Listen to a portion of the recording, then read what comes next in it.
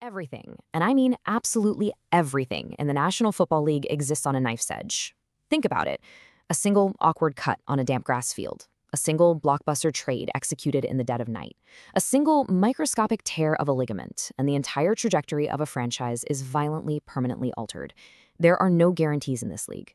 Well, welcome to NFL Nexus. I am your host, and today we are embarking on a deep, unyielding dive into the 2026 Indianapolis Colts. Okay, let's really dive into this, because what we are looking at here is not just a football team. We are looking at a fragile ecosystem, a franchise teetering on the absolute brink of either immense history-defining glory or a total catastrophic collapse. You see, the offseason program has wrapped up. The summer break is finally here. But out in Westfield, Indiana, in those sprawling, heat-soaked fields of the Grand Park Sports Complex, you can feel it. The suffocating pressure is already building. The stakes for this team, they have quite literally never been higher. Everything changed in a matter of seconds. But what happens when the dust settles? That is the absolute defining question we must confront today. Look, this past offseason was a massive, seismic event for Indianapolis. Just a relentless sequence of shocks to the system. We all witnessed the painful aftermath of a campaign that ended in crushing, visceral heartbreak. A season that was completely derailed by catastrophic injuries right at the exact moment the window of opportunity was starting to crack open. We saw sudden departures that violently removed foundational pillars of this offense. And right now, the dust is just suspended in that thick, humid Indiana air. When it finally settles on opening day, what are we going to see? Will it reveal a battle-hardened championship contender? Or will it expose a team completely crushed by the sheer weight of its own unresolved questions? We're going to meticulously, microscopically break down the reality of this impending season. But before we unravel this gripping narrative, I need you to do your part to support the deep, analytical football coverage we provide here. If you want to keep getting this level of detail, support NFL Nexus. Hit that subscribe button to the channel right now. Like this explainer, leave a comment down below with your thoughts on what we are about to uncover. I want to know where you stand. And step up to become a channel member today. Join the elite football minds here at NFL Nexus who crave the absolute deepest level of detail, the kind you just won't find anywhere else. Your support is literally what allows us to keep pushing the boundaries of NFL analysis. All right, let's get back to the brink. Part 1, the brink of everything. The Indianapolis Colts are not just entering another season. They are walking directly into a crucible. They are carrying the suffocating, impossibly heavy weight of an AFC South championship drought that is now stretched on for over a decade. Think about that. Since 2014, this franchise has had to sit back and watch their bitter rivals hoist the divisional banner while they drag the agonizing, rusting chain of a playoff drought behind them. The anticipation for 2026 isn't just your standard fan excitement. It's not just hope we have a good year. No, it is a pressurized, almost toxic desperation to finally break free from this perpetual cycle of falling just short. This is, without a hint of exaggeration, a make-or-break season where every single snap is a matter of franchise survival. The margin for error? It's completely gone, evaporated, poof. If the pieces do not perfectly align this year, the foundation of this entire build will violently crack. Every single offensive series, every desperate third down conversion, every brutal red zone stand carries the compounded psychological weight of all those missed January moments. It is a suffocating atmosphere. And to survive it, to finally break the curse, they are going to have to rely heavily on their most punishing, battle-tested weapon. Part 2, the bell cow's burden.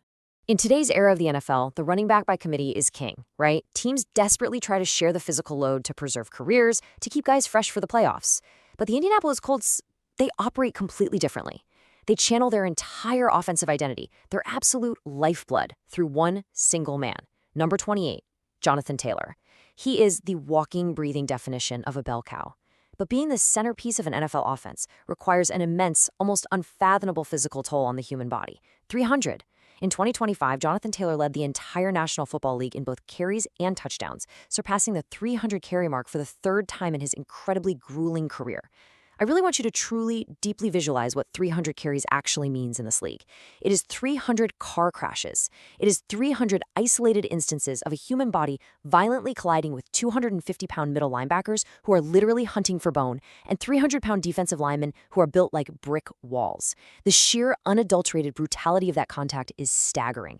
To survive that gauntlet, week after week, month after month, you can't just be an elite athlete. You have to be an absolute machine. Listen to how Taylor himself describes surviving this relentless punishment. He said, and I quote, "It's preparing for the type of workload you're going to have, finding that good balance of restoring the body."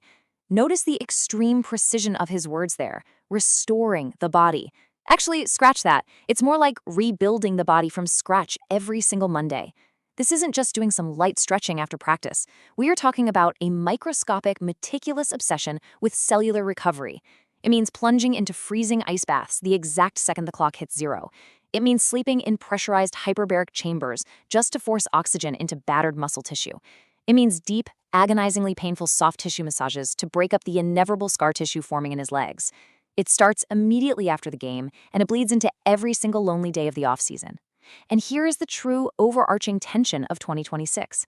Taylor is heading right into a contract year. He is going to run with a desperate, furious hunger to secure his financial future.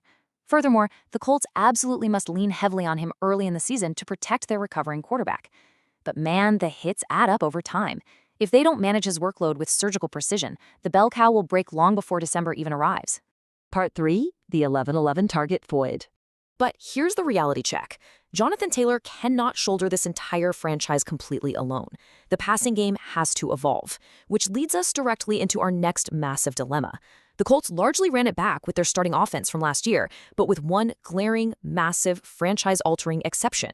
Michael Pittman Jr., the undisputed iron-willed top target getter for 5 of his 6 seasons in Indianapolis, was shockingly traded away to the Steelers. Pittman Jr. leaves behind an impossibly large pair of shoes to fill. 111. That is the exact number of targets Michael Pittman Jr. commanded last season. 111 targets have just vanished into thin air. Gone. That is a looming black hole void that threatens to swallow this entire passing attack whole if someone does not violently step up to claim them. Now, yes, the Colts did extend Alec Pierce to be their new WR1, handing him a massive, expectation-laden 4-year, $114 million contract. He has the money. He has the immense pressure of the franchise squarely on his shoulders. He will inevitably see over 100 targets. But he is not the only receiver staring hungrily at this massive vacuum. Because the underlying hidden reality of the Colts receiver room lies in a pretty shocking statistic. Despite that $114 million extension for Alec Pierce and his 84 targets last season, it was actually Josh Downs who out-targeted him. Downs saw 88 targets, finishing 3rd on the team, in a year many considered a quote-unquote down year for him due to a highly crowded receiver room that featured guys like Adonai Mitchell and Tyler Warren. Now, Mitchell is gone. Pittman is gone.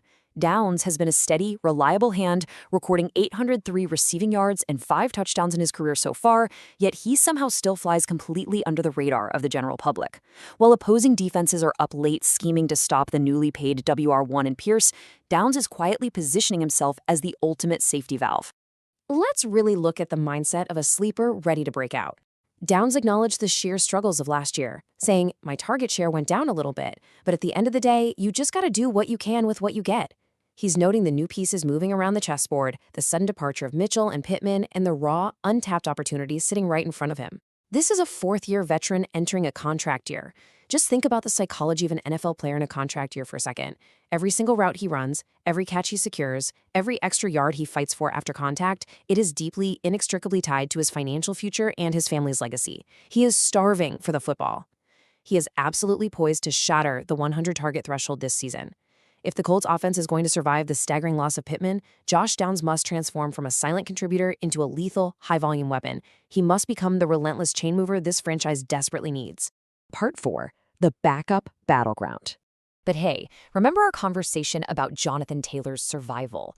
The only way Taylor survives the brutal reality of an NFL season long enough to see January football is if he gets some help.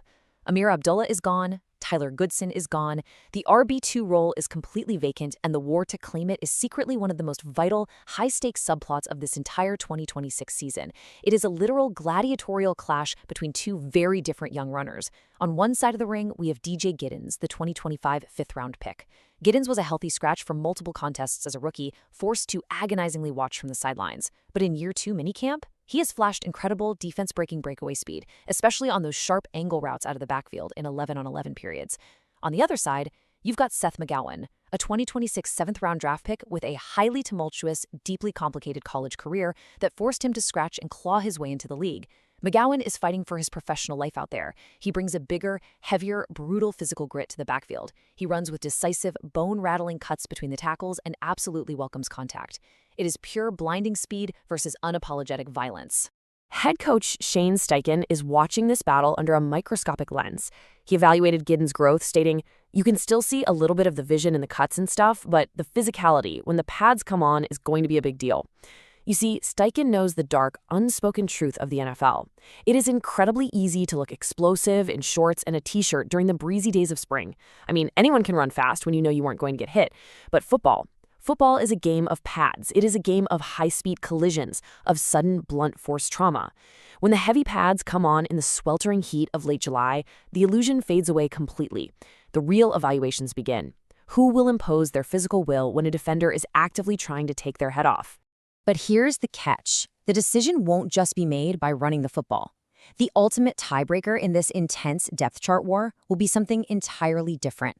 It will come down to sacrificing your body against a blitzing linebacker to protect the quarterback. Pass blocking is notoriously not a strength for Jonathan Taylor. The Colts desperately, urgently need a backup who can step into the absolute chaos of a collapsing pocket, instantly identify a free rushing 250-pound defender moving with terrifying speed, and throw their own body directly in front of him to keep their quarterback upright. Whoever proves they can handle that terrifying, unglamorous responsibility, that's the guy who will win the RB2 job. Period. Part 5. The Achilles Factor. And why is pass protection so monumentally, critically important this year? Because of the darkest cloud hanging over this entire franchise. In December of last year, the nightmare scenario unfolded on primetime television. Quarterback Daniel Jones suffered a gruesome, devastatingly painful torn Achilles tendon.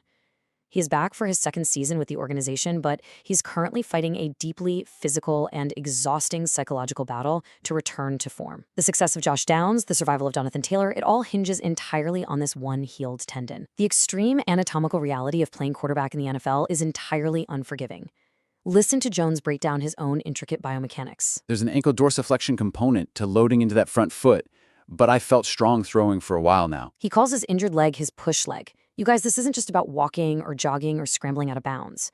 A quarterback's ball velocity, their precise deep passing game, their ability to aggressively drive the football through impossibly tight NFL windows before a safety closes in, it all originates from the sheer violent power generated by loading hundreds of pounds of force into that back leg and pushing off that exact surgically repaired Achilles tendon. Jones says he feels he reached that baseline strength milestone a month or two ago, but he openly admits there's still grueling work to be done. He is not all the way there yet. And time is running out. To combat this terrifying reality, Jones has descended into the dark, grueling, silent hours of intense rehabilitation. Left guard Quentin Nelson has watched it firsthand, saying he gets here early, he's here late, he sets the example for the whole team. Nelson, who is an absolute pillar of this franchise, sees the endless, monotonous, agonizing work Jones puts in just to reach his baseline potential, knowing the entire building is looking right at him. The locker room is drawing their collective emotional strength from watching their leader fight his way back, inch by painful inch, from an injury that has literally ended lesser careers. If he fails to return to form, if that Achilles cannot handle the torque of an NFL game, the Colts will be forced right back into the miserable, season-sinking reality of catching passes from multiple quarterbacks in a single season. The quarterback carousel is the absolute death knell of an NFL offense. The timing is destroyed, the leadership is fractured, and the playoffs just slip away. Everything rides on Daniel Jones. Part 6. The Ultimate Consequence. So let's pull back for a second. Let's scale these intense microscopic battles up to the macro level. Every agonizing rehab session in the training room, every vicious padded practice rep between backup running backs, every vacated target fought for in the blistering August heat of training camp, it all funnels upward into one massive defining objective, the AFC South Championship. This is the unforgiving, grueling path this franchise must walk. It is a rigid, three-step survival guide to escaping mediocrity. Step 1. Protect the Achilles. Daniel Jones must be shielded at all absolute costs, requiring the offensive line and the eventual winner of that brutal RB2 battle to form an impenetrable, unyielding wall in the pocket. Step 2. Survive the workload. Jonathan Taylor must be perfectly preserved, balanced, and utilized with extreme caution without being broken down before the true test of January begins. Step 3. Fill the target void. With 111 targets completely gone, someone, like the hungry veteran Josh Downs, must step directly into the absolute fire and become a primary weapon. If even one of these 3 steps fails, the entire structure collapses into dust. It's like a giant Jenga tower with everything on the line. So, I leave you with this final, chilling thought. Look at the immense, suffocating tension built into the very fabric of this 2026 roster. Well, these agonizingly microscopic details, the exact angle of an ankle dorsiflexion under pressure, the sheer violence of a pass-blocking drill in the summer heat, the desperate mental hunger of a slated wide receiver in a contract year. Will they ultimately forge a champion? Or will the 2026 Indianapolis Colts just crumble under the crushing weight of their own massive expectations? The clock is relentlessly ticking. The dust is finally settling. We will find out soon enough. Thank you for checking out this explainer here on NFL Nexus. Until next time, keep studying the details.